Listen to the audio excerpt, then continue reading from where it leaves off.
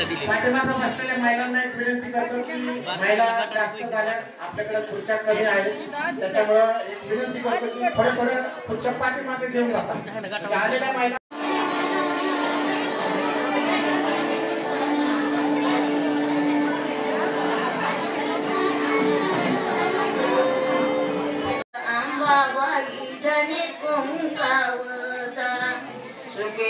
अंबाबाई जनी कुंकावता सांगत होते नका दूर जाऊ सांगत होते नका दूर जाऊ गेला बाई हे गायनी संगती गुणाचा सुखी ठेव अंबाबाई जनी कुंकावता सुखी ठेव येडाबाई जनी कुंकावता सांगत होते नका दूर जाऊ दोघला संसार गीत गाऊ गेला बाई हे कायनी संगती गुणाचा सुखे देव अंबाबाई जनी कुंकावता सुखे देव येडाबाई जनी कुंकावता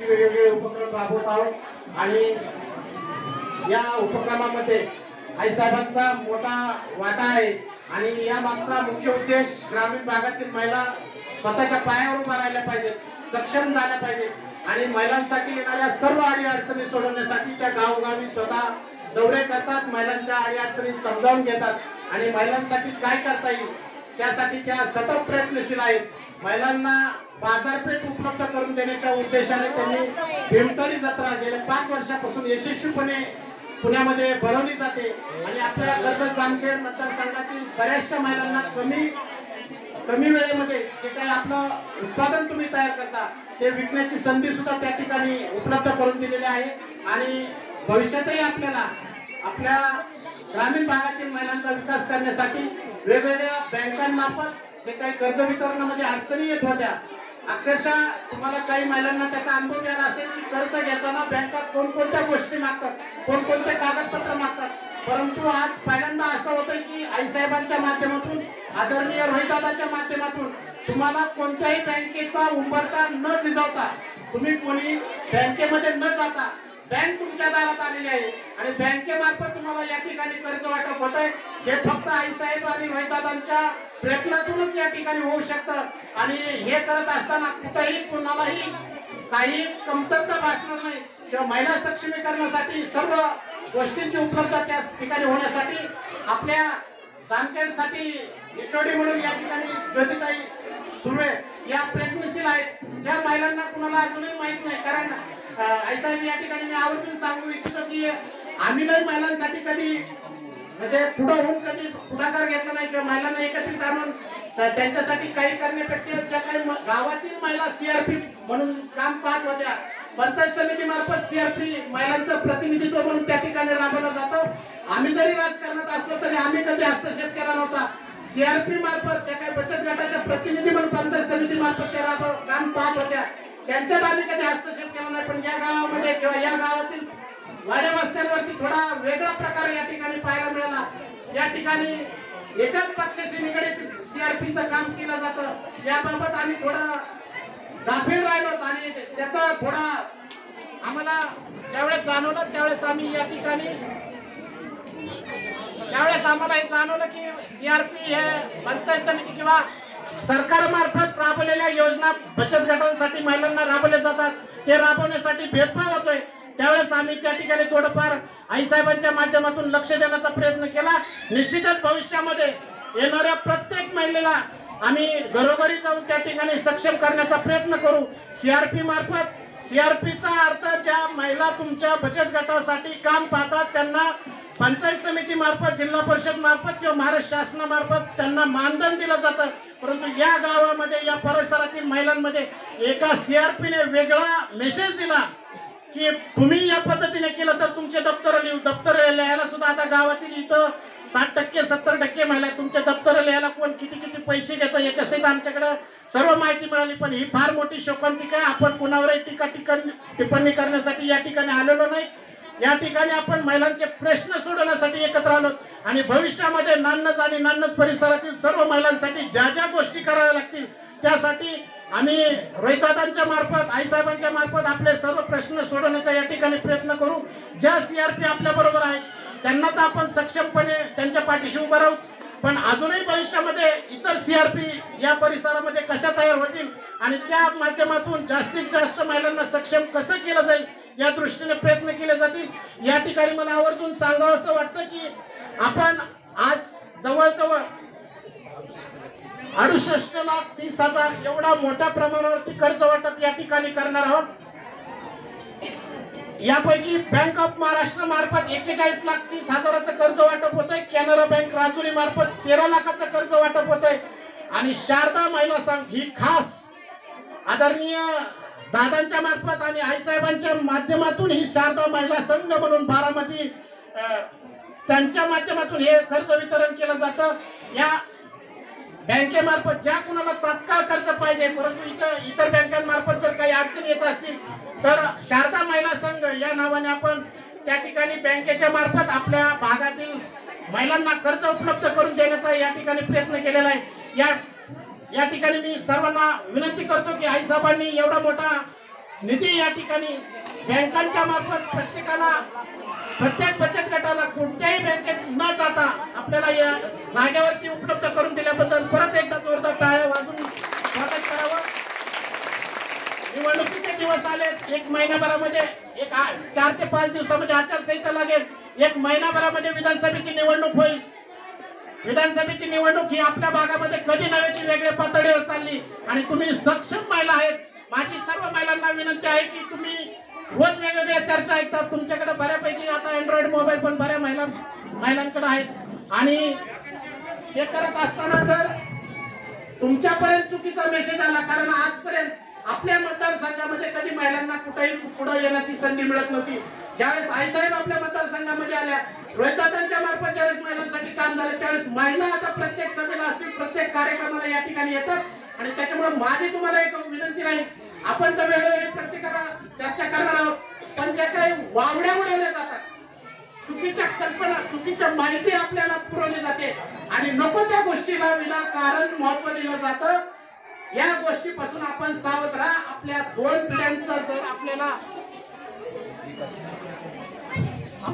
पिढ्यांचा जर विकास आपल्याला करायचा असेल तर आपल्या हाती आलेली संधी हे सुवर्ण रत्न आपल्या कर्जत जामखेड तालुक्याला रोहितदादाच्या मार्फत रोहितदादा आमदार असताना जे काय होणार आहे ते कुणीही करू शकणार नाही. त्याच्यामुळं ज्या वावड्या पेरल्या जातील, जे काही तुमच्यापर्यंत येईल त्याच्याकडे दुर्लक्ष करा. आपली सक्षमपणे जबाबदारी आहे की येत्या काळामध्ये रोहितदादांच्या पाठीमागे आपण सर्वांनी उभं राहिलं पाहिजे आणि आपल्याला जर आपलं सर्वांचं आपले काही दिवस गेले, आज 40-45च्या पुढे काही गेलं, आपल्याला जे मिळालं नाही ते आपल्या पुढच्या पिढीला मिळायचं असेल तर आपण रोहितदादाचे हात भक्कम केले पाहिजेत.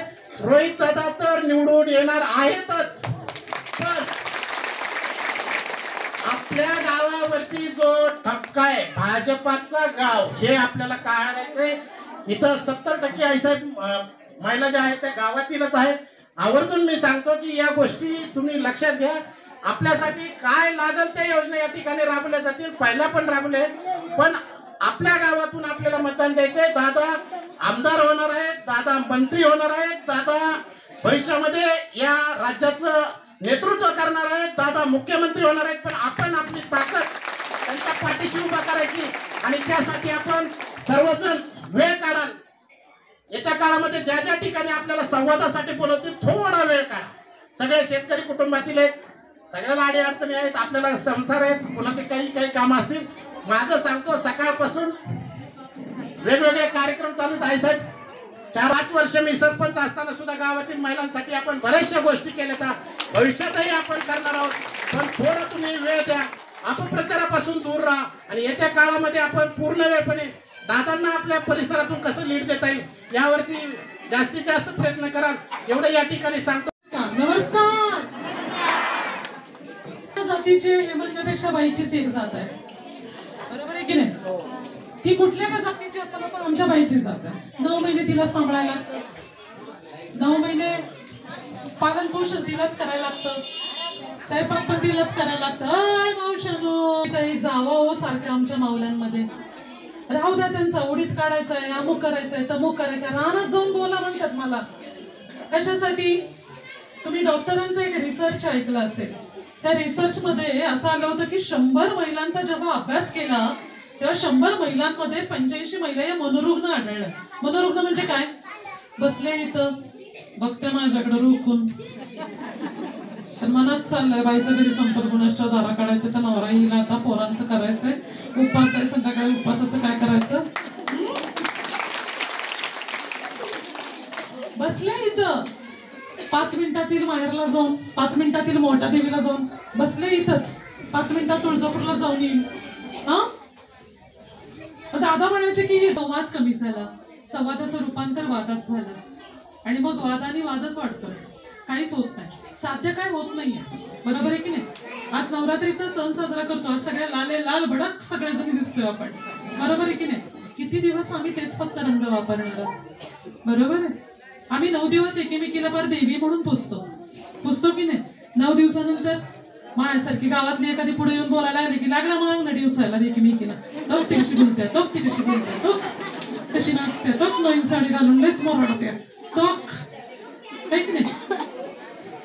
आहे का आपण कधी कोणाला सगळं पुढे घेऊन येतो? आहे का आपण कधी कोणाला प्रोत्साहन देतो? आपण फक्त 9 दिवसच देवी पूजायची का ग? तुम्हाला माहिती आहे माझी बहीण दुसऱ्या राज्यात दिलेली आहे आणि त्यांच्या इकडे दिल्यानंतर त्यांच्याकडे लहान लेकी आहेत ना, त्या पाया पडत नाहीत घरातल्या मोठ्या लोकांच्या, का तर ती मुलगी आहे, ती घरातली लक्ष्मी आहे आणि बाईला ते लक्ष्मी म्हणतात. त्यांच्याकडे काही कमी नाही, म्हणून मी म्हटलं ना, येत्रे नादेश तू पूजन ते रमंत्र तत्र देवता. संस्कृतीने सांगितलंय. आम्ही संस्कृती कधी कशासाठी वापरतो? जातीसाठी वापरतो, धर्मासाठी वापरतो, लोकांमध्ये भांडणं लावायची असली की संस्कृती वापरतो. तेव्हा आमची जात येते. जेव्हा आम्ही मरत होतो, आमचे जीव जात होते, तेव्हा आम्ही विचारलं नाही. कोविड मध्ये आम्हाला प्लाझ्मा पाहिजे होता, कोविड मध्ये आम्हाला रक्त पाहिजे होतं, तेव्हा आम्ही विचारलं नाही की हा कुठल्या जातीचा आहे, कुठल्या धर्माचा आहे, कारण तेव्हा आम्हाला सगळं चालत होतं. मुस्लिम चालत होते, हिंदू चालत होते, कुठल्याही जातीचे चालत होते. याचं कारण होतं की तेव्हा फक्त मला जगायचं होतं. कुठे गेले जातीची माणसं बोलणारी? कुठे गेले धर्मावर बोलणारे? ठेके घेतले त्यांनी? कोणाचेही ठेके त्यांनी घेतले नाही. जेव्हा जगायची वेळ येते ना, तेव्हा मला माणूस म्हणून जगायचं असतं आणि तेव्हा मला जगताना मी कोणाला विचारत नाही रक्त कोणाचं आहे का, विचारतो? नाही विचारत ना. मग आम्ही का अशा लोकांमध्ये धऱ्या पाडायच्या? आम्ही का लोकांमध्ये बोलायचं? असा नैतिकच अधिकार नाही कोणाला आम्हाला, कारण आपण सख्खे जरी नसलो तरी पक्क्या बहिणी आहोत. मी मगाशीच म्हटलं, बाई कुठल्या जातीची महत्वाची नाहीये, बाईचीच जात आहे की नाही? आणि मला तुम्हाला परत एकदा सांगायचंय मावल्यानं, हे बघा, इकडं रात्री झोपलो तर सकाळी उठील का नाही त्याची गॅरंटी आहे का? आहे का? पण केवढा माज आहे, मस्ती आहे माणूस म्हणून आपल्याला. माझ्याकडे आहे ते तुझ्याकडे नाही ते दाखवायचा, आहे की नाही? अरे दातात घातलेला मणी ना सोन्याचा, तो पण सोबतीला येत नाही. कांगावर टाकलेला कपन पण माझ्या सोबतीला येत नाही. केवढा मी पण आपल्या. हा, मला वाटलं कोविड नंतर माणसांची माणुसकी जागी होईल, पण आपण एकमेकांना परास्त करण्यातच आहे. आपल्या लेखी आपण जिंकणं म्हणजे दुसरं हारणं, बरोबर आहे की नाही? दुसऱ्याला हरवणं म्हणजे मी जिंकणं, दुसऱ्याला हरवणं म्हणजे त्याच्यातला तो आसुरी आनंद आहे मावल्यानं. एकत्र येणं, आनंद घेणं, खेळणं, बसणं. आणि म्हणून दादाने एक नियोजन केलं की खेळ पैठणीचा. यापूर्वी कधी खेळ पैठणी इथं होत होती का? होत होती का? हा, तर ते येण्याचं कारण काय माहितीये का? की खेळ पैठणी तुम्ही एकत्र याल, खेळाल, बसाल. बरं, वाट्या चमच्या देण्याचं काय? वाट्या चमच्या काय आत्ताच देतो का आपण? काही सुपीक डोक्यात नापीक पिकं आली,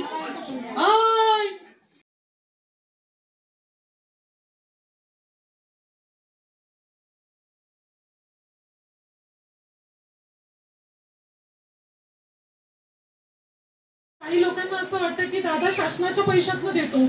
मग जर दादा शासनाच्या पैशातनं देत होता तर मग 10-20 वर्ष झालं का बॉम्बलत पडलं होतं ना? का पडलं होतं 10-20 वर्ष? 10-20 वर्ष कुठे गेलं होतं? 10-20 वर्षात कुठे साड्या होत्या? आल्या का बाहेर? आता बरं मिळत बाहेर निघाल्या. हा, रक्षाबंधन कधी झालं होतं सांगा मला. कृतज्ञता सोहळा जो घेतो तो गेल्या 5 वर्ष झालं घेतोय, आज घेत नाहीये. अंगणवाडी सेविका, आशा सेविका, त्याची उत्पत्ती कशी झाली ती पण माऊलीनं तुम्हाला सांगते. ज्या आशा सेविका, अंगणवाडी सेविका, ज्या मदतनीस या सगळ्या काम करत होत्या, या काम करत असताना साधी बाई जरी घरात बाहेर गेली तर तिला घरात घेत नव्हती लोक. का तर कोरोनामध्ये तिला अजिबातच कोणी थारा देत नव्हतं. अशा परिस्थितीत या महिलांना खूप प्रेरणादायी वाटली. आता ती महिला काम करते म्हणजे तिच्या घरची माणसं काही तिला स्वयंपाक करून घालत असतील का? पण तिला येऊन तिचे कपडे सगळी बाहेर ठेवून आंघोळ करून ती तुमची सेवा येऊन करत होती. आणि ही सेवा कशासाठी करत होती ती? तर ही सेवा करण्याचं कारण असं होतं की ते एक उत्तरदायित्व होतं म्हणून ती तुमची सेवा करत होती. आणि म्हणून तिच्या प्रती ती कृतज्ञता या ऐका, 4 वर्ष त्यांनी केलेल्या कामाची पोचपावती म्हणून त्यांना आपण कृतज्ञ करतो. माऊल्यांनो, मी परत एकदा सांगते, कोणी कोणाला काय म्हणावं हा ज्याचा त्याचा बुद्ध्यांक आहे. मला कोणाला उत्तर द्यावं एवढी मी छोटी नाहीये की कुणी काय केलं. पण जेव्हा लेखाजोखा घ्यायचा असेल तर पब्लिक मध्ये आमने सामने कोणीतरी यावं आणि त्यांनी प्रश्न उत्तर करावी. त्या दिवशी ज्योती सुर्वे गेल्या 1.5 वर्षात कर्जत जामखेड मध्ये आली आहे ना, तर ती फक्त उत्तर देईल आमचे आमदार साहेब तर नंतरच उत्तर देतील. म्हणजे मीच नाही, बाकी आमदार साहेब नंतर देतील उत्तर. ती स्वतः काय केलं आणि दुसऱ्यांनी काय केलं. त्यामुळे देवाच्या मंदिरात बसलोय, ज्याच्या आशीर्वादाने इथं बसलोय, जिथं चर्चा करतोय, तिथं मला काय फार मोठेपणा नाही करायचा. पण जेही करायचंय ते तुमच्यासाठी आणि तुम्ही पुढे जावं याच्यासाठी करायचंय. जेही करायचंय हे कर्ज वाटप करण्याचा उद्देश काय? कारण काय, महिलांना तुम्हाला काही मिळालं नसतं का? आली असती बँक, जावा म्हटली असती, आज या, उद्या या, परवा या, तेरवा या, गेल्या वेळी होत असतं तसं. पण मध्यस्थी का झालं तर तुमची हेळसांड न व्हावी कोणाची म्हणून. तुम्हाला जे काही त्रास होतो तो त्रास कमी व्हावा याच्यासाठी या सगळ्या गोष्टी सुरू आहेत. आणि माऊल्यांनो, कधी कधी आजमावायला शिका. बऱ्याचदा मला माहित नसतं समोरचा माणूस कोण आहे, तो समोरचा माणूस कसा आहे तो मला कधीच माहित नसतो. पण मी माझी त्या माणसाबद्दलची करते. एक दिवस तुम्ही या, बघा काम कसं चालतंय ते बघा. मी गेल्या वेळेस मला राजेवाडीतल्या एका आजीनं सांगितलं, मला ऑपरेशन करायचं होतं, मला माझा लेक मिलिटरीत आहे. लोक म्हणला की काय फुकटचं ऑपरेशन करायचं नाही, मी तुला नगरला ऑपरेशन करायचं होतं, नाही जायचं गाडीतनं. म्हणली मी लेखाचं ऐकलं, दादाच्या गाडीतनं गेली नाही. माझ्या मैत्रिणीला ना पुढं नल्यो मागल्यो, दादाच्या गाडीतनं ऑपरेशन करून आली, तिला चांगलं दिसतंय ना मॅडम, मला चांगलं दिसणं झालंय. आता दादा ह्या टायमाला मला घेऊन जातील का? म्हटलं जातील. दादा कुणाचे पार्टी बघत नाही, दादा कुणाचा भेदभाव बघत नाही, दादा कुठल्या जातीचा, धर्माचा, पंथाचा माणूस कधीच बघत नाही. दादा तुम आगे बढ़ो, हम तुम्हारे साथ है. कार्यक्रम होईल का नाही याची खात्री नव्हती, कारण 2 दिवसावर आचारसंहिता आलेली आहे. पण नशिबाने आचारसंहिता अजून लागली नाही, म्हणून आज नांदच आणि उद्या मिरजगाव असा आपण कर्ज वाटपाचा कार्यक्रम घेतलेला आहे. या कार्यक्रमासाठी उपस्थित असलेले नांदच गावामध्ये आजपर्यंत रोहित दादा यांच्या माध्यमातून आपल्या गावामध्ये जलजीवनसाठी 4 कोटी आणि 10 लाख रुपये, रस्त्यासाठी 13 कोटी रुपये, इतर सार्वजनिक सुविधा, सभामंडप, कार्यालय, गावातील विकास कामं यासाठी 20 कोटी रुपये, एकंदर कामं 37 कोटी रुपयांची दादांनी आणली आहेत. त्यातली मंजूर 25 कोटीची कामं पूर्ण झालेली आहेत आणि बाकीची कामं ही स्थगितीमध्ये आहेत. स्थगिती कुणी आणली? स्थगिती कुणी आणली आपल्या कामावर? माहिती असलं पाहिजे का तायांनो? दादाने स्थगिती आणली का दादाच्याच कामावर? कुणी आणली? आपल्याच तालुक्यातल्या दुसऱ्या आमदार साहेबांनी दादांच्या विकास कामावर स्थगिती आणली आणि सगळ्यात महत्वाचं काम कुठलं थांबवलं? MIDC. एका सहीसाठी MIDC थांबली आपली. आणि ती MIDC किती एकरवर होणार आहे? 1200 एकरवर होणार आहे. त्याची सर्व प्रक्रिया पूर्ण झालेली आहे, अधिकाऱ्यांच्या सह्या झालेल्या आहेत. फक्त एका मंत्र्याच्या सहीसाठी आपली MIDC थांबली होती, नाहीतर आता भूमिपूजन झालं असतं आणि ते साहेबांच्या हस्ते करायचं होतं आणि कंपन्यांची तिथे चावून लागली असते, सुरू झालं असतं. तुम्हाला माहिती आहे आपली जिथं MIDC होणार आहे त्याच्या कडेने सुरत चेन्नई हायवे चाललेला आहे. कुठला? सुरत चेन्नई सगळ्यात मोठा हायवे आपल्या परिसरातनं जाण्याची आपण ही केलेली. गडकरी साहेबांनी आपल्याला चांगलं सहकार्य केलं. एवढा मोठा रस्ता जेव्हा आपल्या शहरातनं किंवा आपल्या इथून जातो त्यावेळेला आपण 68 लाख रुपयांचं कर्ज तुम्हाला आपण देणार आहोत. त्याच माध्यमातून आपल्या नानच या परिसरातील आमच्या कर्जत जामखेड इंटिग्रेटेड फाउंडेशनची जोडलेल्या महिला आहेत. 730 महिला आपल्याशी जोडलेल्या आहेत. तुळजापूर येथे देवदर्शनासाठी गेलेल्या एकूण महिला आहेत 22,573. त्यात खेड शिवापूर इथे माझ्या मुस्लिम माता भगिनी गेल्या आहेत. त्या 2393 महिला या खेड शिवापूरला दर्ग्यासाठी दर्शनासाठी गेल्या होत्या. त्याचबरोबर आरणसाठी या गावातनं नान्नज मधून जवळपास 463 महिला तिथं दर्शन घेण्यासाठी गेल्या होत्या.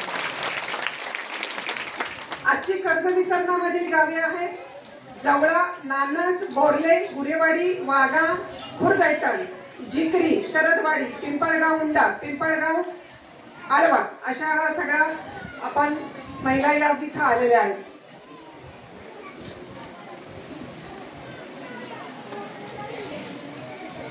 आता बोला कशा. त्याच्यात सगळ्यात महत्वाचा कोण होता तर आमचा शेतकरी राजा होता.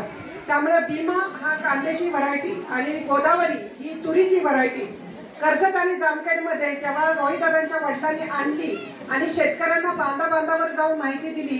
तायांनो तुम्हाला माहिती नाहीये की नुसता भीमा व्हरायटीचा कांदा आणि गोदावरी आमची तूर याच्या माध्यमातून कर्जत जामखेडच्या शेतकऱ्यांचं काही कोटी रुपयाचं उत्पन्न वाढलेलं आहे. त्याला पुरावा आहे माझ्याकडे आणि आम्ही कागद ठेवत असतो.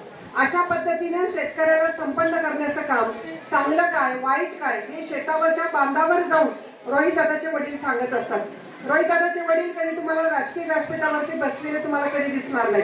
ते कायम लोकांमध्ये असतात, सभेमध्ये असतात, खाली जमिनीवर असतात, जमिनीवर बसतात आणि लेखाचं कौतुक बघतात. त्यामुळं तुम्हा सर्व माता भगिनींना आज मला हात जोडून आज या 6व्या माळाच्या निमित्तानं तुम्हाला मला एक शब्द मागायचा आहे की गेले 5 वर्षामध्ये आता काही आशा इथं बसलेल्या असतील, माझ्या अंगणवाडी सेविका इथं बसलेल्या असतील, त्यांना आज तागायत 6 वर्षामध्ये कुठल्या आशाला अंगणवाडी सेविकाला माझ्या राजकीय कार्यक्रमासाठी त्यांचा वापर झाला असं कुठल्याही आशाने मला सांगावं. राजकीय कार्यक्रमासाठी रोहितदादांनी आशाचा वापर केला किंवा अंगणवाडी सेविकाचा वापर केला. आम्ही कामं सांगितली. कामं काय सांगितली? पेशंटांना आरोग्याच्या शिबिराला मदत करा. त्यानंतर काही तुमच्या महिला परिचयाच्या असतील त्यांना ऑपरेशनची गरज आहे आम्हाला सांगा. त्याचबरोबर अंगणवाडीच्या शिक्षक आणि सेविकांसाठी सगळ्यात पहिलं ट्रेनिंग कर्जत जामखेडमध्ये कुणी घेतलं असेल तर रोहितदादांनी घेतलं. बालवाडी कशी चालवायची, अंगणवाडी कशी असली पाहिजे, अंगणवाडीची सजावट कशी असली पाहिजे, अंगणवाडीच्या मुलांना शिक्षणाची गोडी कशी लावायची. 25 ते 30 वर्षात पहिल्यांदा अंगणवाडीच्या शिक्षकांना इथं ट्रेनिंग झालं ते रोहितदादांनी दिलं.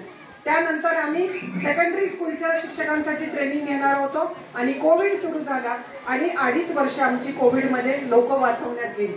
आणि म्हणून माता भगिनींना एक सगळ्यात महत्वाचं आहे 2019 साली ज्या वेळेला आमदारकीची निवडणूक झाली त्यावेळेला तायांनो तुम्हाला माहिती नाही 11% मतदान कर्जत जामखेडमध्ये माझ्या माता भगिनींचं वाढलं. का वाढलं? 2018 साली जो दुष्काळ पडला होता त्या दुष्काळामध्ये आम्हाला प्यायला पाणी नव्हतं, आमच्या जनावरांना पाणी नव्हतं. आम्ही सण सुद्धा टँकरच्या पाण्यातनं केले.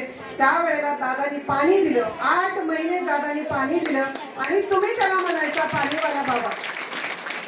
आणि त्या पाण्याला माझ्या माता भगिनी जागल्या, त्यांनी मतदान केलं आणि ते वाढलेलं 11% मतदान आहे ते दादाच्या पदरात टाकलं. आणि म्हणून माझी विनंती आहे की याही वेळेला तुम्ही ज्या गावातनं आला आहात, ज्या वस्तीतनं आला आहात, ज्या परिसरातनं आला आहात, आजपासून दादाची बहीण म्हणून तुमची सगळ्यांची एक नैतिक जबाबदारी आहे की दादा 10 तारखेनंतर मतदारसंघामध्ये थांबणार नाही. दादानी सगळा मतदारसंघ माझ्या माता भगिनींवर सोडलेला आहे. त्याला विश्वास आहे की माझ्या माता भगिनी कधीही माझ्या पाठीवरचा हात काढणार नाही. आणि म्हणून ज्या गावातून ज्या एरियातून तुम्ही आला आहात त्या एरियातल्या रोज तुम्हाला जे जे शक्य आहे त्या त्या महिलांना फक्त हात जोडा आणि सांगा की बायांनो, या वेळेला आपल्याला आपल्या पुढच्या पिढीचं सुख आणि कल्याण बघायचंय. पुढच्या पिढीला नाही, आत्ताच आपल्या घरामध्ये शिकल्या सवरलेली, दारू पिणारी, गुटखा खाणारी जी पोरं आहेत, ज्यांना काम नाही आहे, त्यांच्या भवितव्यासाठी आपल्याला दादाच्या मागे उभं राहावं लागणार आहे. हे तुम्ही त्यांना सांगा. काही महिलांना कळत नाही, त्यांना समज नाही.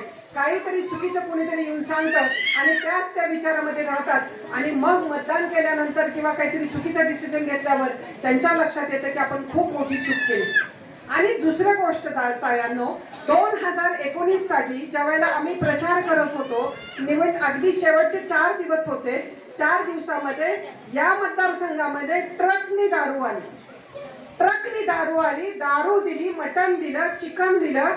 दादानी कधी तुमच्या मुलांच्या हातात, नवऱ्याच्या हातात दारूची बाटली दिली का? चिकन मटण दिलं? 500, 100, 500, 1000ची नोट कधी तुमच्या घरामध्ये पाठवली त्यांनी? नाही.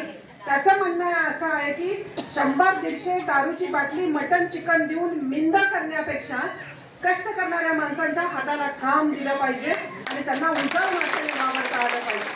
आणि म्हणून दादानी विषय घेतला की MIDC झाली पाहिजे.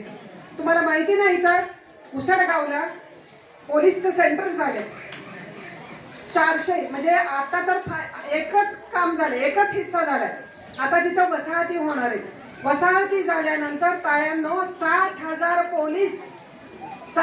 पोलिसाचं ट्रेनिंग तिथं होणार आहे. का आणलं बरं दादानी कुसळगावला?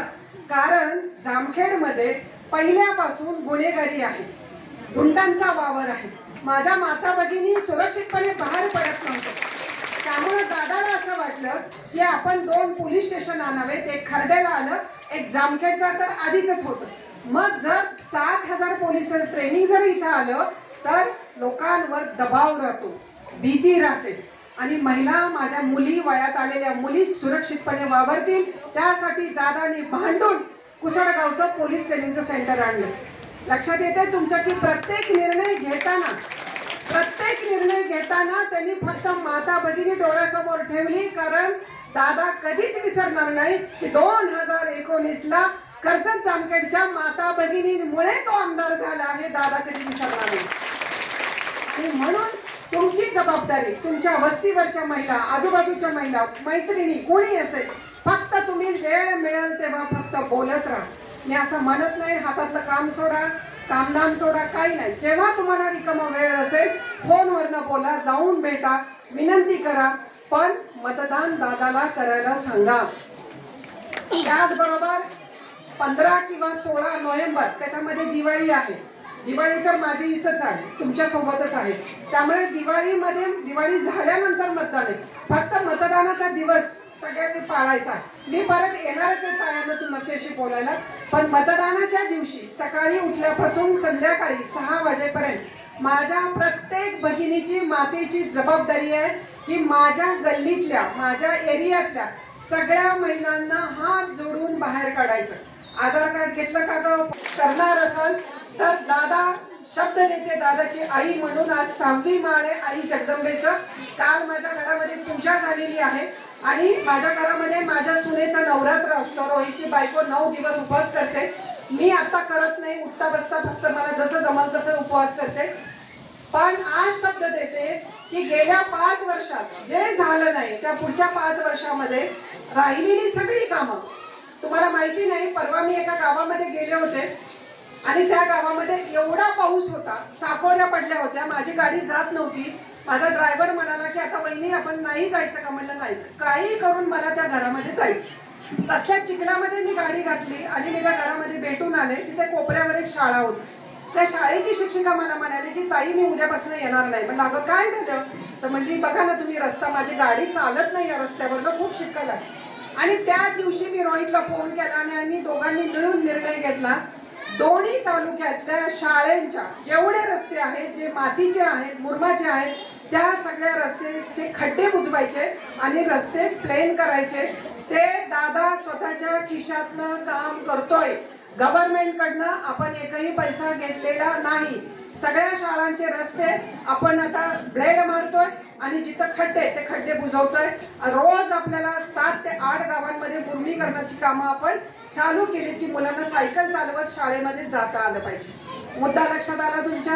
अशा पद्धतीनं जिथं अडचण तिथं दादा तुमच्या सोबत आहे. एक छोटासा फोन जरी दादाला गेला की दादा पटकन त्याच्यावरती ऍक्शन घेतो. एकदा मी तुमचे मनापासून ऋण व्यक्त करते आणि मनापासून आभार व्यक्त करते. अशीच माया असंच प्रेम इथून पुढच्या काळामध्ये ठेवा. आपल्याला अनेक चांगल्या गोष्टी करायच्यात. अजून 5 वर्ष परमेश्वराने मला दिली तर मी तुमच्या सोबत आहे. बचत गट असो, उद्योग व्यवसाय असो, कर्ज वाटप असो, आरोग्याचे प्रश्न असो, पैठणीचा खेळ असो किंवा हळदी कुंकू असो, अनेक उपक्रमातनं आपल्याला सतत एकत्र यायचंय. पण एक गोष्ट आपल्याला करायची की आपल्याला एकमेकीच्या घट्ट मैत्रिणी बनायचं.